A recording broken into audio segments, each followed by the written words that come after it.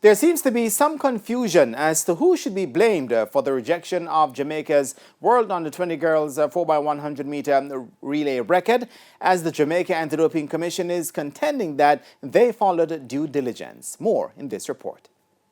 On Wednesday, a photo of what appeared to be an official document from World Athletics started making the rounds. A section of the document highlighted that the record of 42.58 seconds done at the Carifta Championships in April by the Jamaican quartet of Serena Cole, Tina Clayton, Brianna Liston, and Tia Clayton has not been ratified by World Athletics. The reason given is that all team members were not subjected to doping control.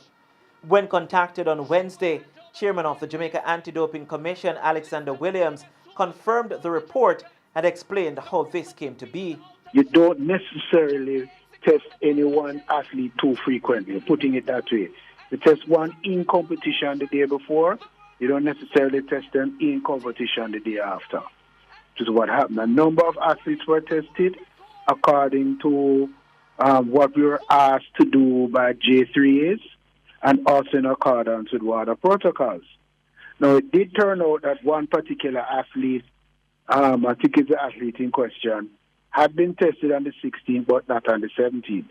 And that was purely because of the JADCO's best practice. Williams also explained that JADCO did nothing wrong. I suppose World Athletics is saying we won't recognize unless you absolutely test the particular athlete in the particular competition. Because that's what they say. So World Athletics can say one thing and WADA can say another. We comply with what WADA says. However, sports medicine specialist and former doping control officer Dr. Paul Wright has differing views from those shared by Williams. For the record to be ratified, all the athletes have to be tested on the day the record was run. That is the protocol that I knew when I was there. I don't know if it has been changed subsequently. I can tell you what was there when I was there. You have to drug test the 4 people who run the record on the day the record was run.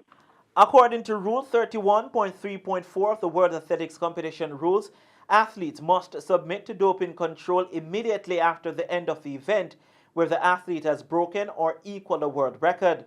It also stated that the doping control documentation will be reviewed by the Athletics Integrity Unit and the performance will not be ratified if a doping control is not conducted. Renata Brown for TVJ Sports.